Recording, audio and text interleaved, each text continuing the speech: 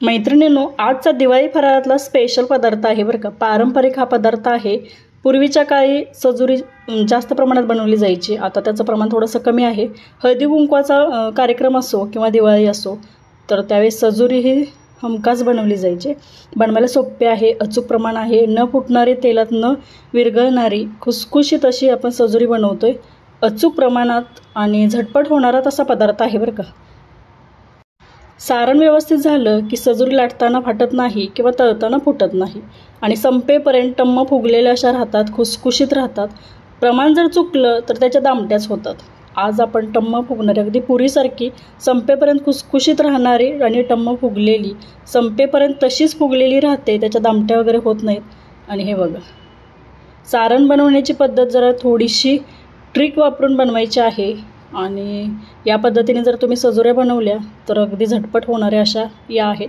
1 glass तांदूळ घेतलेला आहे. तांदूळ जुना घेतलेला आहे, म्हणजे रेशनचा तांदूळ मी इथे वापरलेला आहे. तो स्वच्छ धुवून घ्यायचा आहे. 2 ते 3 वेळा स्वच्छ पाण्याने धुवून घेतला आणि नंतर आपल्याला सावलीमध्ये सुकवून घ्यायचा आहे. साधारणतः 4 ते 5 तास हा सुकवून घ्यायचा. सावलीमध्ये सुकवून घ्या. झटपट जर तुम्हाला हा सुकवून घ्यायचा असेल तर फॅनखाली 1-2 तास सुकवून घेतला तरी चालेल. त्यातलं पाणी काढून हा तांदूळ असा सुती कपड्यामध्ये पसरून घेते आणि 1 4 तासासाठी मी हा सुकत ठेवलेला आहे. सजुरीचं जे सारण आहे ते बनवत असताना आपण तांदूळ वापरतो, पण तांदळाची पिठी वापरते.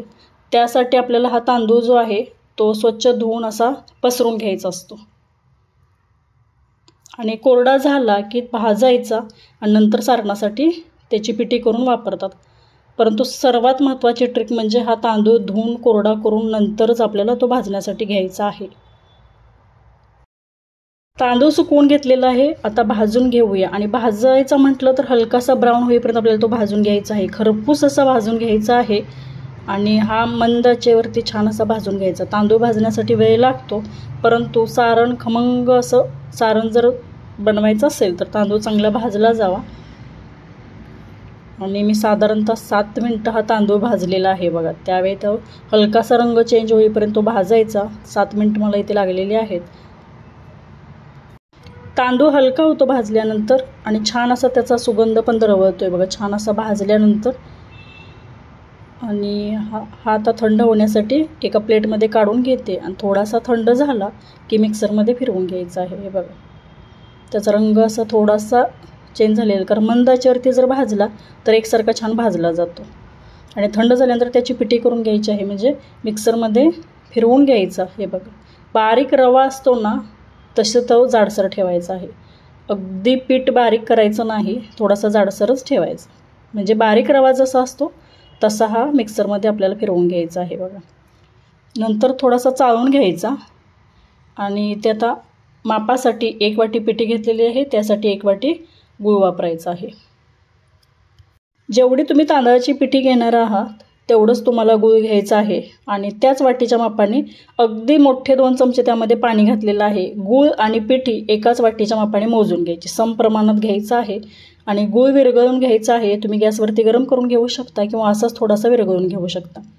आता पटकन विरघळण्यासाठी गॅसवरती गरम करण्यासाठी ठेवलेला गूळ जो आहे तो बारीक चिरून घेतला की पटकन विरघळतो. आणि त्यामध्ये मी थोडंसंच पाणी घातले, म्हणजे गूळ पटकन विरघळला जावा. जास्त पाण्याचा वापर केला तर सारण तुमचं पातळ होईल आणि सजुऱ्या छान अशा लाटता येणार नाहीत.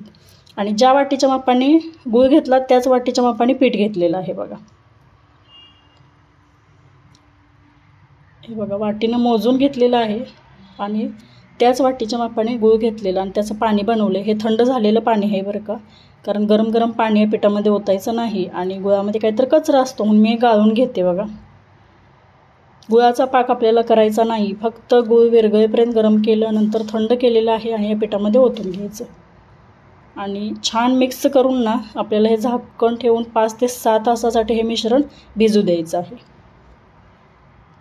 सुरुवातीला थोडंसं सैलसर वाटेल, परंतु भिजल्यानंतर हे मिश्रण कोरडं होतं आणि तेच आपलं सारण तयार आहे. मग त्यामध्ये तुम्ही सुंठ पावडर, वेलची पूड, जायफळ जे तुम्हाला आवडतं ते त्यामध्ये मिक्स करून घ्या. छान असं हे मिक्स करून झाकण ठेवून कमीत कमी 4 ते 5 तासासाठी ठेवू शकता किंवा रात्री हे भिजत घातलं आणि सकाळी त्याचं सजुऱ्या बनवायला घेतल्या तरी खूप छान भिजलं जातं.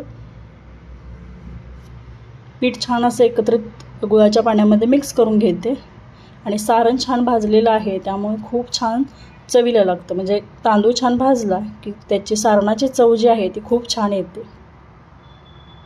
आता कितीही सैलसर जर वाटलं तर नंतर ते घट्टसर होतं आणि झाकण ठेवायचं.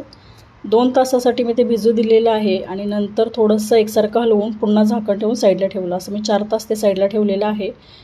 तोपर्यंत इकडे आपल्याला पीठ भिजवून ठेवायचं आहे. पीठ पण कमीत कमी 2 ते 3 तासासाठी भिजलेलं असावं. यासाठी 2 वाटी मैदा घेतलेला आहे. मैद्याचं प्रमाण तुम्हाला सांगते कसं. 1 वाटी गूळ आहे, 1 वाटी तांदळाची पीठ, म्हणजे 2 वाट्या झाल्या ना. त्यासाठी मैदा आपल्याला 2 वाटी घ्यायचा आहे. तेवढा मैदा गरजेचा आहे. सारण आणि मैद्याचं अचूक प्रमाण आहे बघा, कारण पीठ शिल्लक राहत नाही ना सारण शिल्लक राहत. त्यामध्ये मोठे 2 ते 3 चमचे रवा घातलेला आहे. रव्यामुळे काय होतं, सजुरी जी आहे ती खुसखुशीत तशीच राहते, त्याच्या दामट्या होत नाहीत. आणि मोठे 3 चमचे तेल कडवलेलं घातलेलं आहे.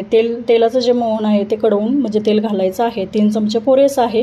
हे सर्व एकत्रित छान असं मिक्स करायचं. चवीनुसार त्यामध्ये मीठ घालायचं आणि छान हे पीठ आपलं भिजवून घ्यायचं आहे. सुरुवातीला तेलाचं जे मोहन घातलेलं आहे त्या सर्व पिठाला छान चोळून घेते आणि एकसारखं मिक्स करून झाल्यानंतर थोडं थोडं पाणी घालून थोडासा घट्टसर गोळा बनवून घेते. सर्व साहित्य जे आहे ते वाटीच्या मापाने मोजून घेतलं तर अचूक अंदाजात अचूक प्रमाणात सजुरे होते.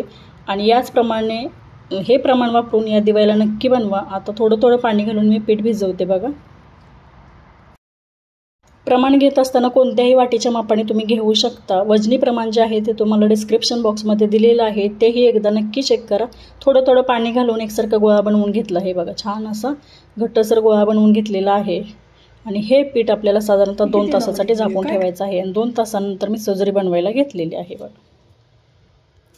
सजुरी बनवलेली तेलामध्ये टम्म अशी फुगलेली आहे. आणि या सजुरी आपल्याला तळून घेत असताना हलक्याशा तांबूस रंगापर्यंत तळून घ्यायच्या आहेत. या सजुऱ्या जास्त दिवस टिकाव्या म्हणून थोड्याशा ब्राऊन होईपर्यंत मी तळून घेतलेल्या आहेत. ज्यावेळी हळदी कुंकवासाठी वगैरे आपण या सजुऱ्या वाटण्यासाठी देतो त्यावेळी थोड्याशा पांढऱ्या रंगावरती तळून घेतल्या जातात, कारण त्या पटकन संपतात. परंतु घरात खाण्यासाठी जेव्हा आपण बनवतो त्यावेळी तो पदार्थ जास्त दिवस टिकावा म्हणून हलक्याशा ब्राऊन होईपर्यंत जर तळून घेतला तर छान अशा खुसखुशीत होतात आणि चवीलाही छान लागतात. मैत्रिणींनो, व्हिडिओ थोडासा मागे पुढे झाला आणि सजुरी कशी लाटली तो व्हिडिओ थोडासा डिलीट झालेला, म्हणून नंतर मी थोडासा शूट केलेला आहे बघा, तो यामध्ये ॲड केलेला आहे. मैत्रिणींनो, पीठ छान भिजलेलं आहे आणि सारण जे आहे ते पण छान असं भिजलेलं आहे. एकसारखे गोळे बनवून घ्यायचे आहेत, कारण जेवढे पिठाची गोळी आहे तेवढं सारणाची गोळी घ्यायची. म्हणजे समप्रमाणात सारण आणि वरचं जे पुरीचं जे आवरण आहे त्यासाठी समप्रमाणात हे पीठ घ्यायचं आणि त्यामध्ये सारण घालायचं आहे. भरपूर सारण घालून केलेली सजुरी छान चवीला लागते, टम्म फुगलेली तशीच राहते. आणि हे तुम्हाला थोडंसं सारण सैलसर दिसत असेल, परंतु ते अशा पद्धतीने सारण असतं. आणि आणखी 4-5 तास जर ठेवलं असतं तरी छान कोरडं झालं असतं, परंतु मला पण थोडीशी घाई गडबड होती त्यामुळे मी लाटायला घेतलेली आहे. छान जमतात. 4 तास जरी भिजलं सारण तरी खूप छान अशा जमतात. किंवा दुसऱ्या दिवशी तुम्ही सकाळी बनवू शकता. सारण गुळात भिजवलेलं असतं त्यामुळे ते खराब होत नाही. आणि आता 4 पहिल्यांदा सजुरे लाटून घेण्यासाठी 4 गोळे केले. तसे सारणाचे हे गोळे 4 बनवून घेतलेले आहेत. आणि पेढ्याच्या आकाराचे बनवायचे, जास्त मोठे बनवायचे नाहीत. या प्रमाणात बनवा. छान सजुऱ्या जास्त जाडसर लाटल्या तर त्या चवीला छान लागत नाहीत, एकसारख्या भाजत नाहीत. मग हे पेढ्याच्या आकाराचा गोळा बनवून घ्या. हे बघा, अशा पद्धतीने मी गोळा बनवून घेतला. एकसारखं सारण भरून लाटून ठेवल्या तर एकदम आपल्याला तळताही येतात.